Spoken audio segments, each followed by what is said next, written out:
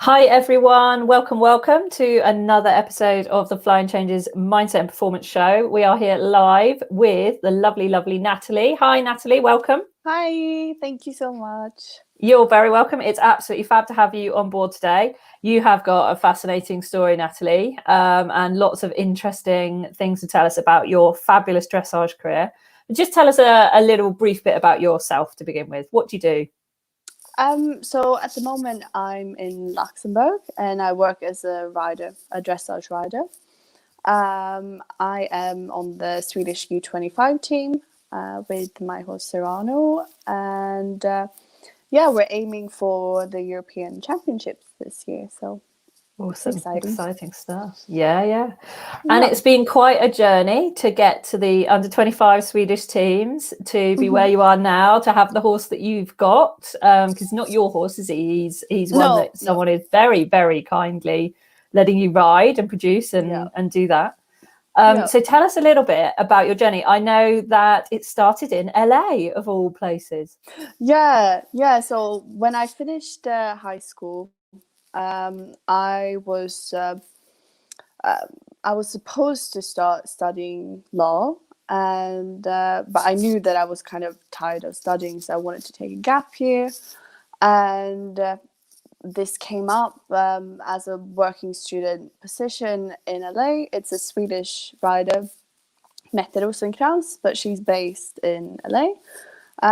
So I went there for 3 months, and it was such a cool experience. Like really, it was my first time away from home for more than 2 weeks. So it was a challenge sometimes, for sure, but it was so cool. Not just with the horses, but everything. You know, LA is really amazing. And I got home from LA, and I thought, actually, I want to work with horses. I've always had it in the back of my head that I wanted to work with horses, but I thought, no, I need to get a good job, and then I can buy myself a nice horse, and then go from there. But then I got home from LA, and I thought, I'm gonna just try it and see what happens. So I started looking for jobs. I went to Germany and tried a few jobs. Bear in mind, before I went to Los Angeles, I've just been riding at the riding school. I've never had my own horse or anything, so I didn't have a lot of experience. And the jobs in Germany, I think I got the jobs, but it was not really what I was looking for. And then this job in England came up, and it was it was a really good fit. So I sent my CV in, and then I came for an interview, and then 2 weeks later I moved to England, basically. Cool. And there was a whole nother part of your chapter that we know starts from there, but we'll get on to that a little bit later. So, okay, so you obviously rode a bit as a kid, but you never had your own horse. It's not like your family are particularly horsey or anything like that. No. You just, what was it that drew you to them and meant that you wanted to ride? I think because my mom, she used to ride at the same riding school actually as the one I was at, and I don't know what it was, but I've always been drawn to horses. You know, I'm still the same, but you know, when you sit in a car and you drive past a horse, you're like, oh, a horse. I've always been drawn to them. And then my mom brought me to the riding school when I was 5, I think. And I was so lucky because the riding school was just 10 minutes away from home. So I could, you know, just take the bike, get there really easily. So I spent all my free time, you know, every day after school I was there, and we were such a good group of girls. We had so much fun there, and we would spend the whole summers just helping out on the yard, and then we maybe got to go for a hack at the end of the day if we were lucky. But I learned so much from there, and it was good as well because I got the opportunity to compete some of the riding school horses. I mean, it was just local shows, but still you learn a lot from doing that. So it was a good start. And such a common story. I mean, it mirrors mine actually as well, you know, like just desperate to ride. Don't really know particularly where it comes from. Yeah. Got to go to the riding schools. And, you know, riding schools is such a shame because we are losing so many of them at the moment. They're really struggling. You know, there's a lot of barriers and a lot of financial problems and things like that, especially after, you know, the pandemic. But they are so key, aren't they? They're so key to helping lots of little boys and girls to ignite that flame. And what was it that you loved so much about that riding school and that experience that you had?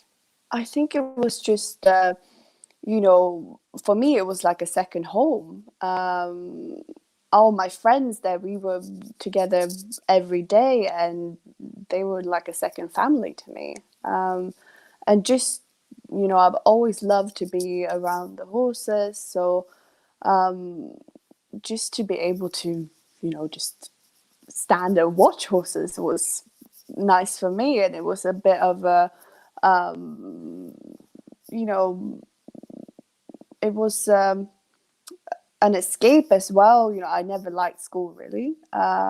So for me, it was anytime I could escape from school, I would go to the horses. So it was really, it was such an important part for me, and an important start.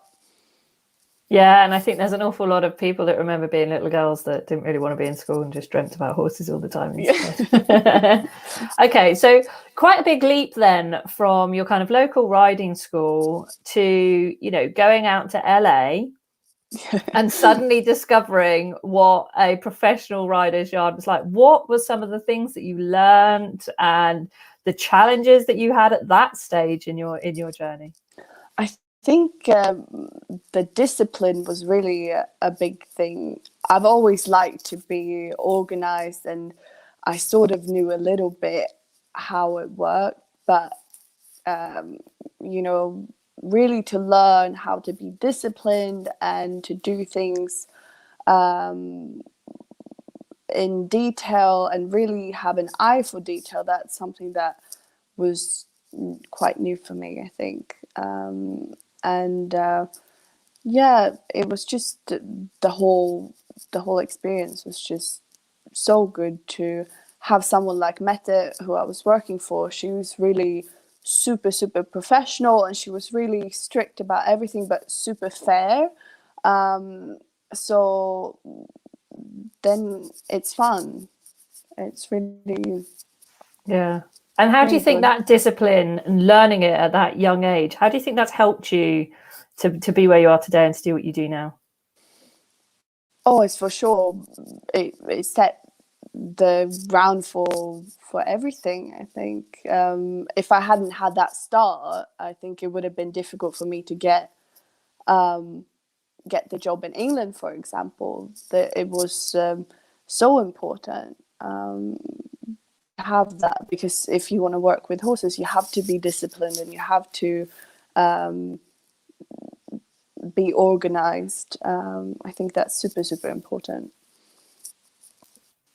So we talk about challenges and, you know, discipline and all these sort of things, and having you just, it was kind of right place, right time, great opportunity for you, really, wasn't it? Yeah, it was really. I was so lucky. Exactly, and as it often is, but you didn't then rest on that. You know, you have then worked very hard and overcome your challenges and all sorts of things that have gone on to be where you are and to be on the teams. What do you think has been the biggest challenge for you that you've overcome? I think I was really shy until I moved to LA. I was like really shy as a person, and moving away from home really made me grow so much as a person. But I think actually the biggest challenge is probably just to believe in myself. Because if you want to do this, you have to, I still have days when I'm like, I'm really shit at this. But you have to believe in yourself if you want to do this and if you want to do well. And that was something that I really had to work on. And I'm still working on it. But yeah. And so obviously you will have had setbacks and knockbacks, you know, it hasn't been easy sailing, but how have you kept that self-belief? What are the sort of things that you've done or you do, or anything that helps you really to keep going when the chips are down, you know, when it's tough, when it's hard, when things aren't going the way you want them to go? I really like to write things down, like everything. I have like a wall in my room with everything. I write my goals down and everything, and I put it on the wall. And then I wake up in the morning, get out of bed, and I look at my goals, and then that keeps me going. It's really writing things down have helped me a lot. Cool. And so tell us what's on your wall. What are your goals? Oh, I have so many goals. But obviously for this year, it's the Europeans is my biggest goal. And then for the future, it's the Olympics. I really want to go to the Olympics. That's my biggest goal. And it's been a goal for many years now. So, yeah. And what's your why then? What is it that means that you've set that as your goal? I don't know. I've always been super competitive ever since before I started competing at the riding school. I've always been super competitive, and I love competing. It's the best feeling in the world to be in the arena, I think. And yeah, the Olympics is, you can't get any higher. That's the biggest championship you can get to. And yeah, I want to go there. So obviously there's a few steps to do to get there. Mm-hmm. What is it that you're really enjoying at the moment? I know your lovely horse Cerano Gold that you're riding and things. You've got a great partnership. What is it that means you're really enjoying that partnership with him right now? I think we've really, the last year now, we've developed a lot, and I've changed trainer and everything, and it's really helped me with the riding. You know, I'm improving my riding a lot, and then he's improving, of course. So just, it's always just the journey to, you know, improving all the time and feel like you're actually improving. I think that's like, now we did our first show in 8 months, and we got a new personal best, and that's what keeps me going every day, you know, to just feel like you're improving a little bit. Then some days it feels like you've taken 10 steps back, but to always have the feeling of improving in some way. I mean, it can be just to get a nice transition from walk to canter. It doesn't have to be anything fancy, but and so that always improving. How do you deal with it then when you are taking 10 steps backwards? We all know that feeling. We think we're cracking on, and then we think, oh no, I've gotten worse, not better. Yeah, I don't know really. I try to write it down again. I like to write things down. I write down what's gone wrong or what's not feeling right, and then I try to just suss out how I can improve it, or how I can, if there's anything I can change. Why did it happen? Why did I have problems with the changes or whatever? What is it that is making it difficult? And then try to go from there, really. And that helps a lot, I think. I think it's really important to look at why things are happening, or why things are going wrong, and try to work it out like that. It helps, and then again you get the feeling of improving, and yeah, it helps you going, I think. Cool. So you're a big advocate of journaling and writing it down, setting your goals, and seeing it physically in front of you. Yeah, I think that really helps so much. Cool.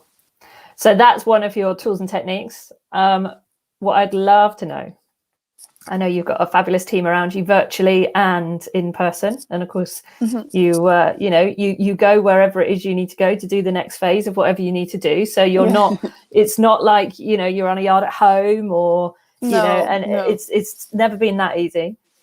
Who are the team around you that you get that support from that you couldn't be without? For sure, my trainer. I have 2 trainers now.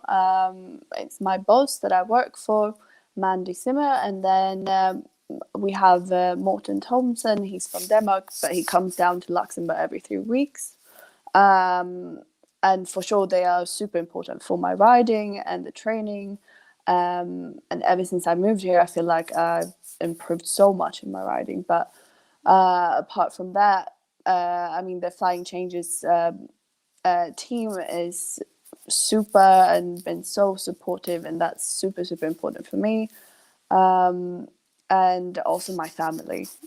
Without my family, even if they're not horsey, they're still so important to me. I really couldn't do it without them. And so what do you get? Yeah, absolutely. What do you get from those teams then? So obviously we all know that trainers are really important, and they're like, it would be crazy if you didn't include them in it. Like, of course. What do you get from, how do you lean into like the Flying Changes team? How do you lean into your family? Like, what is it that you do that means that they're there, they're supporting you, and that you feel like that is there? I think it's just knowing that you can ask if there's a problem, but also when something is going well. I'm not so good at maybe celebrating if I'm doing well, or I'm just like keep going. And it's good to have people around you that are sort of cheering you on. It's important. I think you have to have people around you that believe in you and that will cheer you on, but also if you have a tough time, that you can ask for help or anything. It's so important to have people around you that you can trust and lean on when it's definitely. a little bit difficult. Absolutely. I think that's the thing, isn't it? Yes, you are a rider out there on your own in that respect. Like when it's you and the horse in the ring, it's you and the horse in the ring. Actually, having the people to lean on when it's not is so important. It can so be such a lonely time, can't it? And it is. It is super lonely, and you have to sacrifice a lot to do this. It's now I've moved 2 months ago, but I don't know anyone in Luxembourg. I don't have any friends here yet. I'm getting to know people, but it's you all the time have to make sacrifices to get to where you want to be, and it's different for every person. It depends what kind of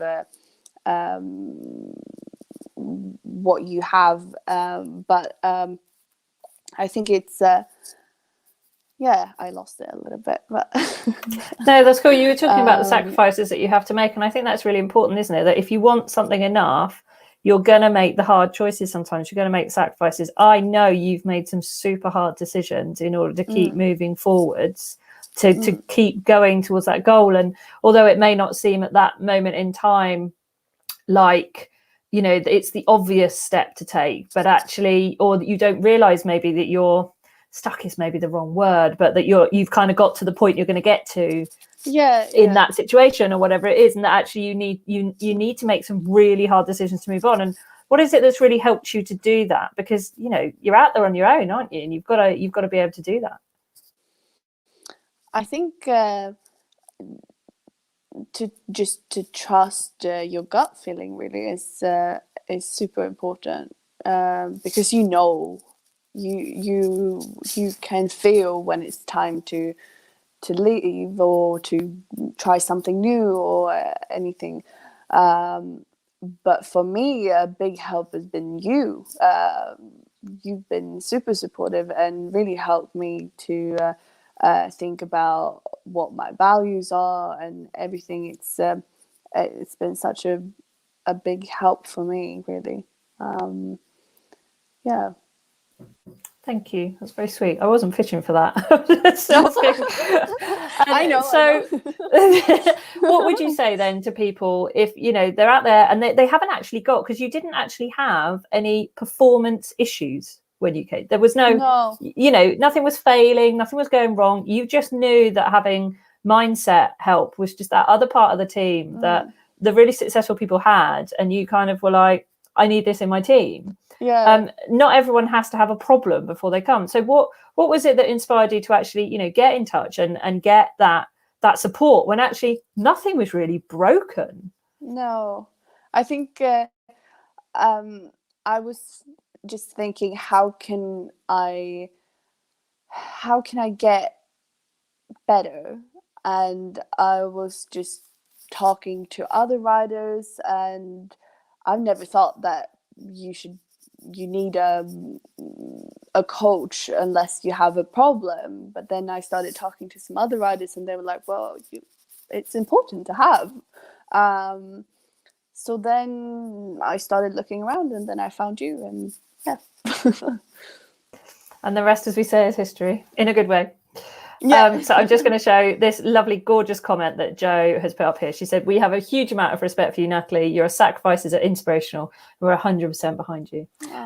Jo's obviously one of our flying changes team. So yeah, they're a super team. And so what are some of the main things you've really learned, you've discovered about yourself that have really helped you to, you know, you've got onto the teams, you've qualified for things that you wanted to in that time that we've been working together. Now, it's not to say you wouldn't have done that without the support, but what have you really learned about yourself in the time that we've been working together from a mindset perspective that's really helped you along your journey? I think really what was so good for me was to work out my values. I think it's super important for everyone to know their values, and you think you know your values because it's who you are as a person a bit, but to really, again, to write it down, it really helped me to see what I want. I know my goals and what I want from that perspective, but you can't just go for your goal without thinking about your values as well, because then your mental bit is not gonna, you know, you have to be happy outside of work and outside of the horses as well, to do well in the sport and in your job. And I think working out the values is the biggest thing for me, really. It's helped me so much. Yeah, they're amazing things, aren't they? Once we get to know these things, these values, it's probably people thinking, well, what are values? But they're these inherent non-negotiables that we don't even know we've got, that are driving us, like what we want, what we don't want, and not from a material perspective, but from a how we want to feel, what things are okay, what is acceptable and not acceptable, sort of behaviors, that kind of thing, are driven by these things called our values. And when you know that, you can kind of go for what's right for you and let go of what's not. And I think that's very much what you've been able to do, isn't it? Yeah, definitely. And certainly, I mean, one of the things we did was when you were looking for the right role for you, we were looking at it not just at, you know, what yard, what facilities, what trainer or anything like that, which would be your normal kind of job search. We did a slightly different job search, didn't we? And you were quite surprised by that, weren't you? Yeah, no, it was really a different way of looking at it, but so important to look at it from that perspective, because it's so easy to just look at well, it's a fantastic yard and the trainers are super good, but if the rest is not clicking for you, then it doesn't really matter about the rest, I think.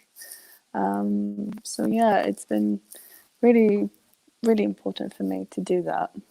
I think I remember us having one conversation when you were at interview points with various people, and you know, on paper this particular one was fabulous, but you're like, I just can't put my finger on it. I'm not quite, I just don't think it's right. I don't know why. And that's what we looked into. And it was like, wow, light bulbs going all over the place when you realised it didn't fit with who you are as a person, the rider that you want to be, the things that are important to you. Yeah. And so what would you say that is then? What's the rider that you want to be? What kind of rider would you say that you are? What's really important to you? For me, it's so important that the horses come first, like always. I want my horses to be happy. And of course, I want to train them and compete them to a high level. But for me, number one is the welfare of the horses and that they are happy and enjoy what they're doing. Because if they don't enjoy it, then what's the point of doing it?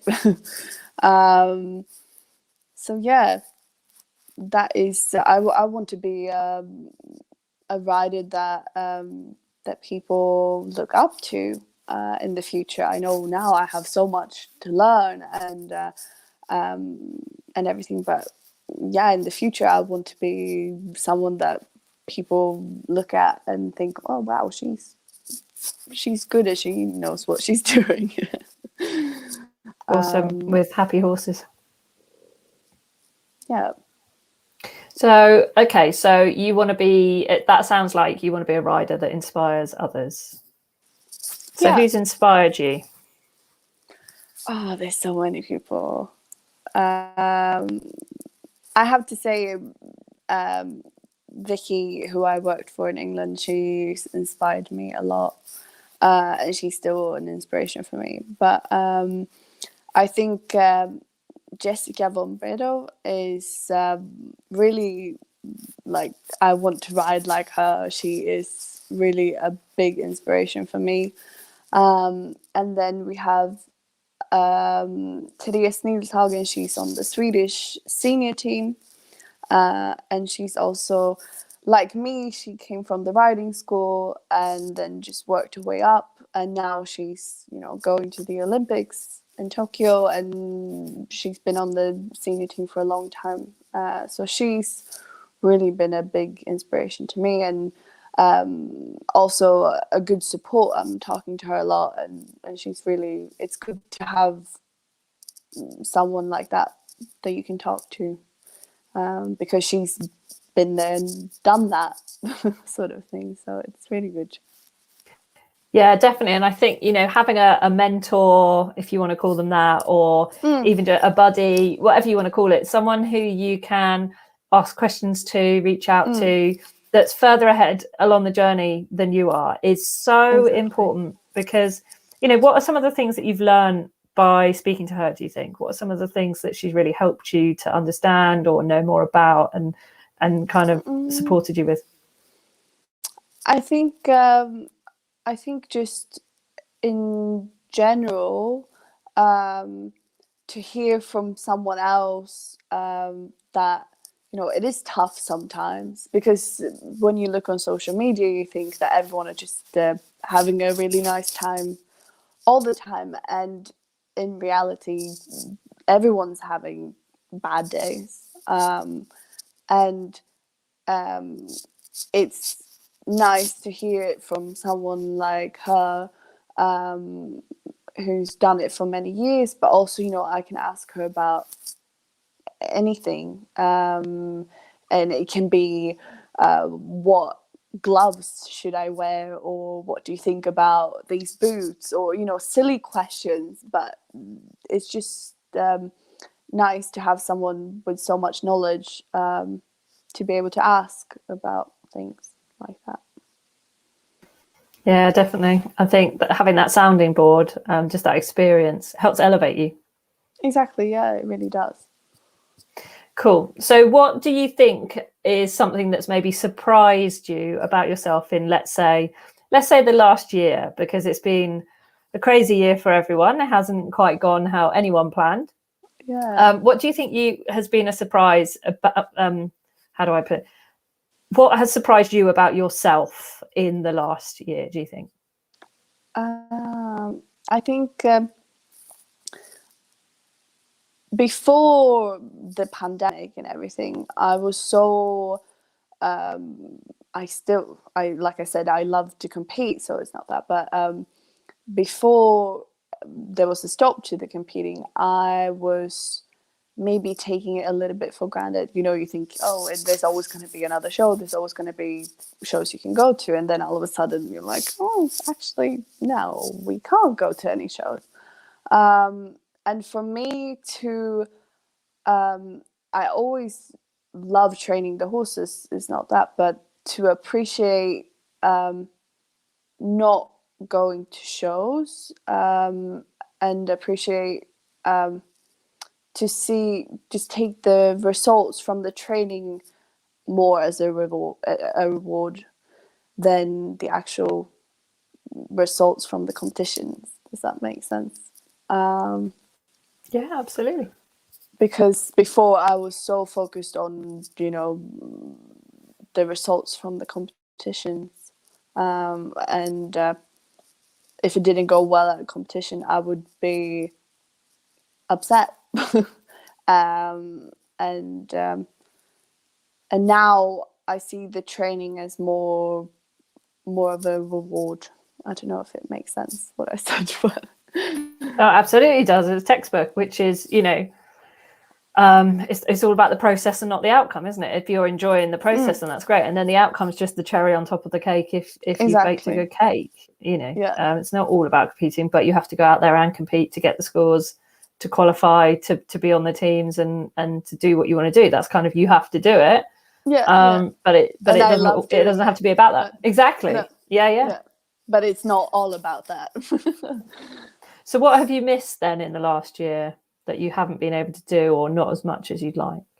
Well, I've missed competing so much, and it almost got to the point where I forgot that I missed it. And then I went into the arena last week, and I was just like, oh my God, I've missed this so much. Like, how could I forget that I love this so much?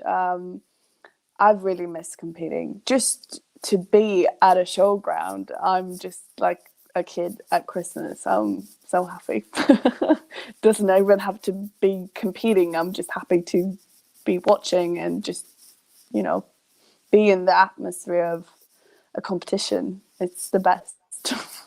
Yeah, definitely. I think a lot of us have missed that. We are going to be like kiddies when we can get out and about to the big stuff as well. Yeah. So why dressage then, if we get to that? So you love being at the shows, you love being at the competitions. Why are you not a show jumper? Why are you not an eventer? What is it that meant that you're a dressage rider? I actually started with show jumping. So at the riding school, it was jumping from the beginning. And then I did show jumping with the ponies, and then I got this one pony that I was riding from the riding school, and he was jumping, but he didn't really like to jump. And then my instructor said, well, you should do a dressage test with him instead. And then it went really well. And then I just got hooked, really. It was, I really enjoyed it. And yeah, I think I like the details of the dressage. It's more, okay, there's a lot of details to jumping and eventing as well, don't get me wrong, but I don't know what it is. I just love the dressage, and I'm not brave enough, I think, now to be jumping or eventing. Yeah, and you say you love the little details. What's the kind of, where do you get those little wins, those little feelings of satisfaction from then in your dressage? Well, I think it's training the horses, just like with the younger ones, when you just the feeling of getting a nice transition from canter to trot. And the feeling when the horse get it, you know, when you've been practicing something and then they're like, oh, I get it. That is the best feeling. I think it's really, that gives me so much joy. When you feel like the horses are getting it and they enjoy doing it, that's the best feeling. So you've accelerated pretty quickly to where you are, to be on under 25 teams for Sweden, having been a rider at a rider school. What do you think has really helped you to accelerate that fast? I think I love to learn new things, which helps. I always want to learn new things, and I learn quickly because of that. And yeah, when I came to England, I could barely do a shoulder in. Like I was, I couldn't ride very good. But I pick up things quickly, and then I got a lot of help. I had in the first 3 months, I think I had at least 2 lessons every day. I had like one lunch lesson where we were just focusing on my seat, and then I would have another lesson on another horse, doing something else. But I think, I pick up things really quickly, and that helps a lot. Yeah, absolutely. And anyone who's getting 2 lessons a day, one of which is on the lunch, is going to improve pretty rapidly, really, aren't they? Yeah, for sure. What did you think about it when you were having a lesson on the lunch every day? That must have been quite a shock to the system, I think. It was really, it was a shock to the system for sure. But it improved my seat so much. Like after 2 weeks, you could see a difference, and after 3 months, and yeah, my seat was quite good. It was really, I had the best start I could possibly think of. It was really, really, really good. And so when we talk about getting the basics right, getting the principles, getting the foundations really in, you had no choice. That's what was I didn't happening. have a choice. I for sure didn't have a choice, but it was good. I needed it. It was really, I couldn't think of a better start, and it was really so good. Okay, when I was in Los Angeles, I got the disciplines from being on the ground and everything around the horses, because I wasn't riding so much. I was a working student. I was more grooming. But when I came to England, I started off as a rider / groom, but I was grooming more than I was riding in the beginning. But then I got so much help, and I improved. And then after 3 months, I had a full list of horses to ride. I was riding 8-9 horses every day. And quite quickly I got to start competing and everything. So, but without the help in the beginning, I don't think, I would be where I am now. So it's really, to set the basics in the beginning, it helped me so much. And so knowing what you know now and where you are now and the opportunities that you've got now and all of that, what if you had a message that you could take back to yourself, maybe when you were in LA or maybe when you just come over to England, what would you go back and say to your younger self, do you think, if you had something that you could go back and tell them now? Oh God. I would just say, keep going. You're doing great. It's gonna be tough sometimes, but it's also going to be a lot of fun, and it will be worth it. I think that's what we've all got to tell ourselves sometimes, isn't it? It will be worth it if you're going to just keep going. Yeah, it will be worth it. Yeah, it's having that belief, though, isn't it? It's having that belief that it will be. Yeah, and it's hard sometimes to have that, for sure. But yeah, it's worth it. So if you could inspire some little girls or boys out there who are, look at you and think, gosh, I want to be like that one day. And I'm sure, in 10 years time, we'll be looking at you going, gosh, look at you with your Olympic medals and all of that jazz. I really hope so. Oh, there's no hoping it will. What would you say to them when maybe they're finding it difficult, or they think everyone has it easier than them, or their parents aren't buying them the ponies, and they keep doing what I used to do, which is putting pony on the Christmas list, and when it never came, they started putting lorry at number 1 instead, and then putting, there's no point having a lorry if I haven't got the pony, so lorry first, then you can buy me the pony, that kind of thing. What would you say to those little girls and boys that want to do it, but It's a dream. It's I think take every opportunity you can to learn, like just to go to a yard. If you have the opportunity to just sit and watch it, you learn so much from just watching, and just take every opportunity you can. It doesn't matter, okay, you have to stay safe obviously, but any opportunity you can to ride is take it. You will learn so much from it. It doesn't matter what kind of horse it is. Just take every opportunity you can, and then you will do well, I'm sure. I think actually us adults can have a bit of that as well. Just take every opportunity to learn. See it all as learning. Yeah, that's the only way, I think. And you definitely go on. If you want to learn, then people want to help you, and then you will get better. Definitely. And it's accepting that help as well and that support, isn't it? Because actually, especially as adults, we can push it away sometimes when someone really wants to help us. We think, oh, no. Or, oh, that sounds like it's going to be hard. Or if someone said to you now, right, you're going to spend every day on the lunch for 3 months. I would be like, yes, please. Really? Wow, you definitely want to learn. In the beginning I was like, what is this? This is so weird. But now I'm like, oh, I would do anything for a lunch lesson. What did you love about it that much? No, I'm just kidding. But it's really good. It helps the seat so much. It's really the best for your seat, I think. Yeah, definitely.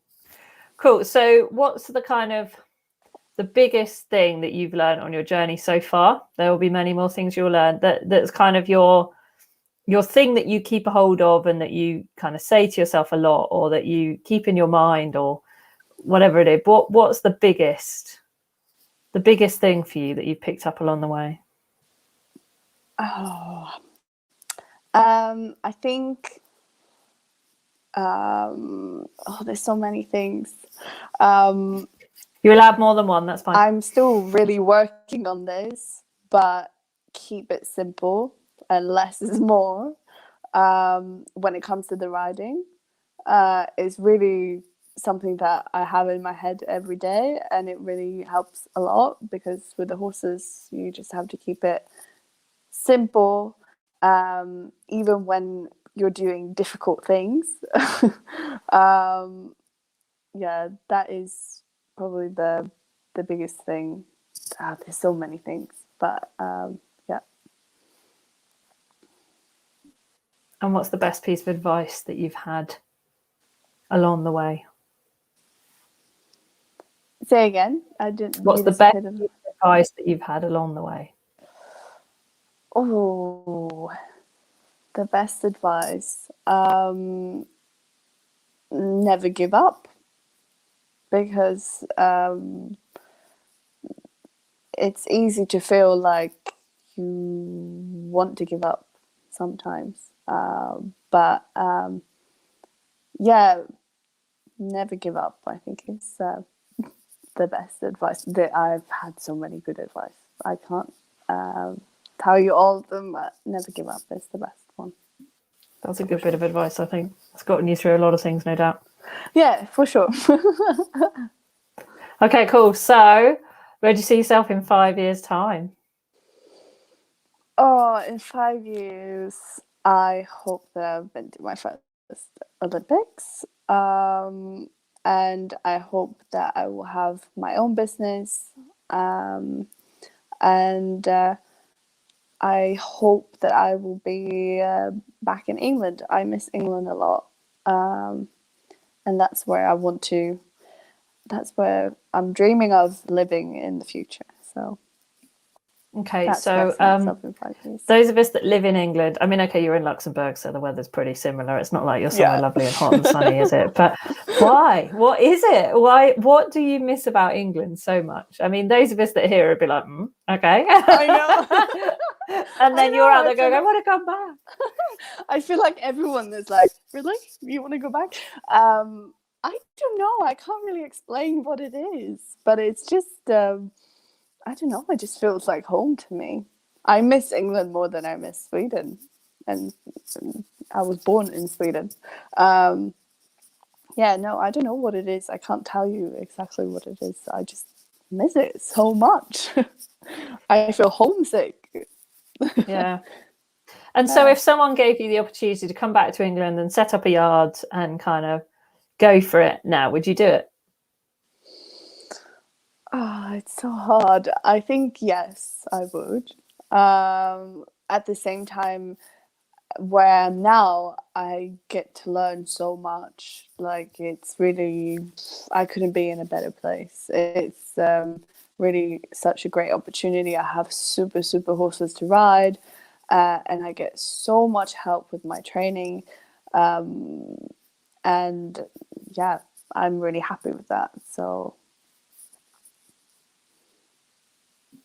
yeah, it's always difficult, that one, isn't it? That you know, actually you're in a great position right now. You've got, like you say, fantastic support, great horses, but there's this bit of you that just yearns for the UK again. Well, that's okay, it'll happen one day, no doubt. So 5 years time, we know you're going to be coming back, and everyone's going to know your name by then, and you're going to be like top rider, top trainer. Yeah, I hope so. Cool. Is there anything else that you think we haven't covered, or you'd love to talk about, or you want to say to anyone, or, you know, anything you think would be useful for any young girls or boys that are, you know, looking at you and go, wow, look at what you've managed to do? I think it was so interesting when I was listening to your podcast the other day with Liz, and she was saying that about like how important it is to stop and give yourself a pat on the back sometimes. And that was really when I heard that, I was like, oh God, I really have to be better at that. And everyone needs to be better at doing that, I think. So it's just important to stop and look at where you are and how far you come. And it's a long journey if you want to do this. And I'm just in the beginning. I haven't got very far yet, but I think it's important to recognize what you've done and not just always keep going without stopping. Yeah, so true. You know, there's the phrase, oh, don't look back in the rearview mirror because you're not going that way. But actually, sometimes you do. You need to look back and see how far you've come, because you can inspire yourself.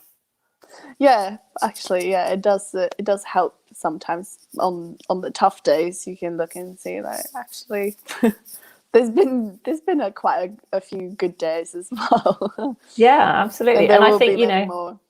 And that's it. And how do you appreciate the good if you haven't experienced some of the slightly shittier ones?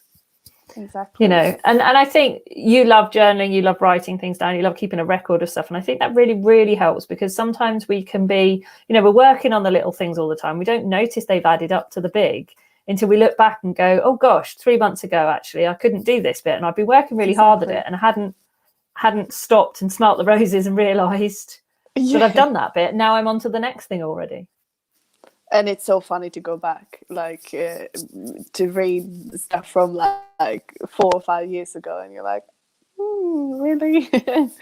Just wait and see what's gonna happen. You know, it's so funny. I love to just write things down. And like you say, it's such a good way of seeing how far you come. Awesome. Well, I've loved hearing about how far you've come, and can't wait to see how far you're going to go. Thank you so much.